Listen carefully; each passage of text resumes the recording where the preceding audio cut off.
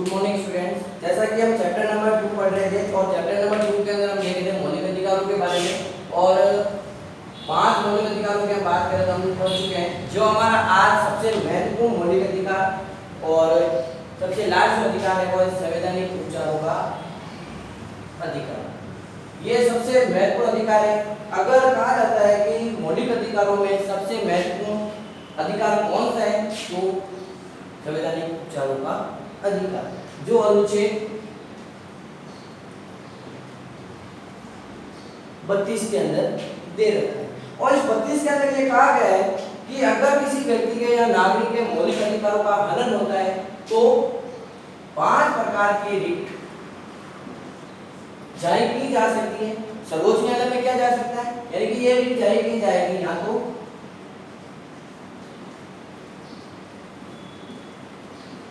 सर्वोच्च न्यायालय या उच्च न्यायालय, यानी दोनों में कहीं पर भी ये 5 प्रकार की जो रिट जारी की जाती है। वैसे उच्च न्यायालय के अंदर 6 प्रकार की होती है। इंजेक्शन नामक रिट अलग से होती है, लेकिन जो 5 है महत्वपूर्ण है वो है सर्वोच्च न्यायालय के अंदर जो जारी की जाती है। ये 5 रिट है जो हमारे बंदी प्रत्यक्षीकरण, परमादेश, प्रतिषेध, उत्प्रेषण और अधिकार रक्षण, ये 5 प्रकार की रिट जारी करके अगर किसी भी व्यक्ति के मौलिक अधिकार का हनन होता है तो उसके अधिकारों की रक्षा की जा सकती है। और जो डॉक्टर भीमराव अम्बेडकर थे उन्होंने अनुच्छेद 32 के बारे में, इसके महत्व के बारे में बताया। ये सबसे महत्वपूर्ण है और महत्वपूर्ण के साथ साथ उन्होंने एक लाइन भी बोली थी, उन्होंने कहा अगर संवैधानिक उपचारों के अधिकार को भारतीय संविधान के मौलिक अधिकारों से हटा दिया जाए तो बाकी के सारे मौलिक अधिकार शून्य हो जाएंगे, यानी कि कोई कुछ काम का नहीं रहेगा। जब तक भारतीय संविधान के अंदर संवैधानिक उपचारों का अधिकार है तब तक ये अधिकार व्यक्तियों के लिए हितकारी होंगे। अगर संवैधानिक उपचारों के अधिकार को हटा दिया जाएगा तो ये हितकारी नहीं रहेंगे। तो हम उनके कुछ जो रिट जारी करते हैं उसके बारे में देखते हैं। सबसे पहले जो है बंदी प्रत्यक्षीकरण, यानी बंदी प्रत्यक्षीकरण का मतलब है जिस व्यक्ति को किसी अपराध के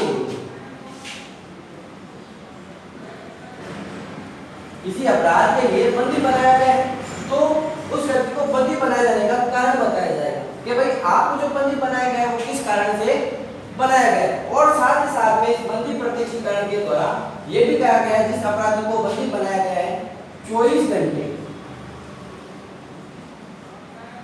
घंटे के अंदर उसको न्यायालय के समक्ष प्रस्तुत किया जाए। यानी बंदी प्रत्यक्षीकरण का मतलब ये होता है कि न्यायालय के समक्ष उस व्यक्ति को प्रस्तुत करना, वो भी सशरीर, यानी कि 24 घंटे के अंदर न्यायालय के समक्ष उस व्यक्ति को प्रस्तुत करना अनिवार्य होता है। यह है बंदी प्रत्यक्षीकरण। फिर है सेकंड परमादेश। परमादेश का मतलब होता है आदेश देना। आदेश देने का मतलब न्यायालय किसी भी संस्था या किसी भी मंत्री या जो कोई भी प्रशासनिक अधिकारी है उस अधिकारी को अपने कर्तव्य, यानी कि जो कर्तव्य उसको दे रखे हैं, यानी कि जिस कार्य के लिए उसको रखा गया है, जैसे प्रशासन ने उसको रखा है, उस कार्य को करने के लिए न्यायालय द्वारा उस व्यक्ति को आदेश दिया जा सकता है। संस्था को हो सकता है, व्यक्ति को हो सकता है, या किसी राज्य की संस्था का हो सकता है, या कोई मंत्री भी हो सकता है। यानी कर्तव्य किसी भी कार्य को करना, यानी कर्तव्य का मतलब है जिस कार्य को करने के लिए व्यक्ति को रखा गया है उस व्यक्ति को वो कार्य करने के लिए कहा जा सकता है, वो है परमादेश। तीसरे नंबर पर है प्रतिषेध। इस प्रतिषेध का मतलब होता है कुछ कार्य ऐसे होते हैं जो उस संस्था के पास में नहीं है या वो संस्था उस कार्य को नहीं कर सकती है तो उस कार्य को रोका जा सकता है, यानी कि रोक देना। प्रतिषेध का मतलब है उस कार्य को करने से रोक देना। जैसे कुछ अपराध या कुछ श्रेणी ऐसी होती है जिसकी सुनवाई हमेशा कौन करेगा, सर्वोच्च न्यायालय करेगा। मान लो कोई अपने कोई केस या कोई बात ऐसी है जो उसका निर्णय हमेशा सर्वोच्च न्यायालय ही लेगा और वो केस है जो उच्च न्यायालय के अंदर चल रहा है तो न्यायालय सर्वोच्च न्यायालय उस केस को वही रोकने के लिए आदेश जारी कर देगा कि आप इस कार्य को करने से वहीं पे रुक जाओ, यानी इससे आगे आप कोई भी कार्य नहीं करोगे। जो आगे वाला है उत्प्रेषण, ये लगभग दोनों सेम है। उत्प्रेषण का मतलब है किसी कार्य को आगे भेजना। जिस प्रकार से मैंने बताया कि कोई केस या कोई बात है जो सर्वोच्च न्यायालय के अंदर इसकी सुनवाई हो सकती है, अगर वो अपराध या कार्य इस उच्च न्यायालय के द्वारा किया जाता है तो सर्वोच्च न्यायालय क्या करेगा, इस उच्च न्यायालय को आदेश या कहेगा कि ये जो बात जो आपके यहाँ पे चल रही है, इस बात को या इस केस को, जो अपराध को या इस कार्य को हमारे पास में भेजो, यानी कि इसकी सुनवाई है जो कौन करेगा, सर्वोच्च न्यायालय करेगा। आपके अधिकार क्षेत्र के अंदर ये नहीं आ रहा है, इसलिए इसको ऊपर की तरफ, यानी कि उच्च न्यायालय से सर्वोच्च न्यायालय कहेंगे। और जैसे जिला न्यायालय होता है, जिला न्यायालय से उच्च न्यायालय की तरफ, उच्च न्यायालय से सर्वोच्च न्यायालय की तरफ चला जाता है। फिर है हमारा अधिकार प्रश्न। अधिकार प्रश्न का मतलब होता है कि जो कार्य आप कर रहे हो वो किस अधिकार से कर रहे हो। जैसे कोई भी किसी भी प्रशासनिक अधिकारी हो जो अपनी पोस्ट पर बैठा है, ध्यान दो कि अवैध रूप से अगर वो उस कार्य को कर रहा है तो इस न्यायालय के द्वारा उसको ये कहा जाएगा कि आप जो कार्य कर रहे हो वो किस अधिकार से कर रहे हो, और उस कार्य को करने से वहीं पर हो गया जाएगा कि आपने अगर ये कार्य किया है तो आपके पास में क्या अधिकार है, तो यानी कि पूरा उसको बायोडाटा बताना पड़ेगा कि मैं ये जो कार्य कर रहा हूँ किस अधिकार से कर रहा हूँ। ये तो है हमारी संवैधानिक उपचारों के अधिकार के प्रमुख, ठीक है, इसका कारण ये था। और साथ ही साथ में इस मौलिक अधिकार की आत्मा भी कहा जाता है संवैधानिक उपचारों के अधिकार को। और इसका कुछ हम क्वेश्चन देखते हैं तो सबसे ज्यादा क्वेश्चन जो है बंदी प्रत्यक्षीकरण, परमादेश, प्रतिषेध, उत्प्रेषण और अधिकार प्रसार। अगर मौलिक अधिकारों का बड़ा क्वेश्चन अगर नहीं आता है तो छोटे क्वेश्चन के अंदर सबसे ज्यादा क्वेश्चन पूछा जाता है तो संवैधानिक उपचारों के अधिकारों के बारे में ही पूछा जाता है। यही पूछा जाता है कि संवैधानिक उपचारों के अधिकार के तहत किन कौन सी रीटें जारी की जा सकती है। तो पहली है बंदी प्रत्यक्षीकरण, सेकंड परमादेश, तीसरी प्रतिषेध, चौथी उत्प्रेषण और पांचवी अधिकार प्रसार। यानी कि हम बात करें अपने मौलिक अधिकारों के कुछ जो हम पहले पढ़ चुके हैं उन अधिकारों के बारे में, तो सबसे पहले हमने जो पढ़ा था वो था हमारा समानता का अधिकार।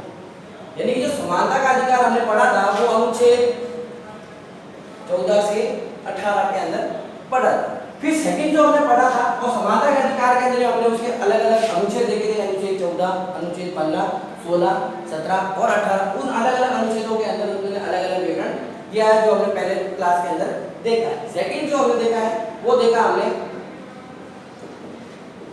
स्वतंत्रता का अधिकार, यानी कि सेकंड जो है वो चलेगा हमारा 19 से 22। यानी स्वतंत्रता के अधिकार के अंदर भी हमने देखा था अलग अलग प्रकार की व्यक्तियों को स्वतंत्रता, विचार अभिव्यक्ति की स्वतंत्रता, निवास करने की स्वतंत्रता, संघ बनाने की स्वतंत्रता वगैरह दी जाती है। साथ साथ में अपराधी को अपराध के जाने का कारण बताने की, पूछने की स्वतंत्रता, यानी कि और सरकारी सहायता प्राप्त करने की स्वतंत्रता भी दी जाती है। साथ साथ में हमने तीसरा जो पढ़ा था वो था शोषण के विरुद्ध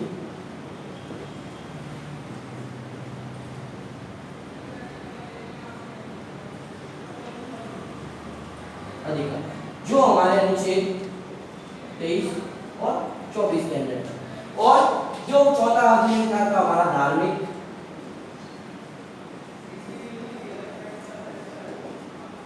स्वतंत्रता का अधिकार, जो हमारे था 25 से 28। और पांचवा जो हमारा अधिकार था वो था संस्कृति,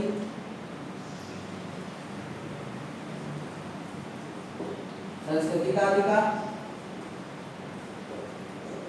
जो हमारे 29 और 30।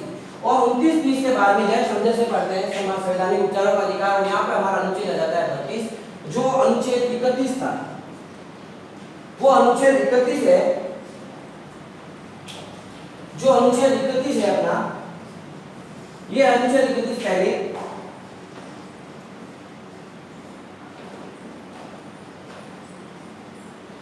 संपत्ति का अधिकार था। और 44वें संविधान संशोधन,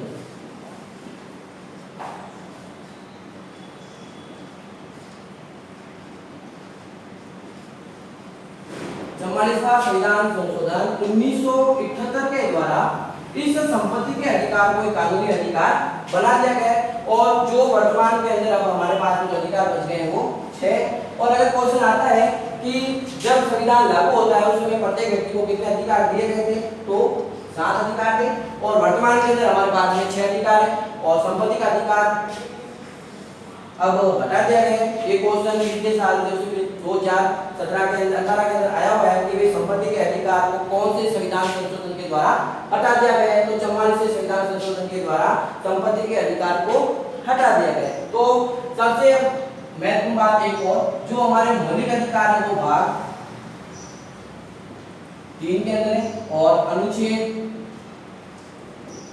12 से 35 तक जो दे रखा है हमारा, तो हमारे जो मौलिक अधिकारों के बारे में विवरण दे रखा है। Thank you.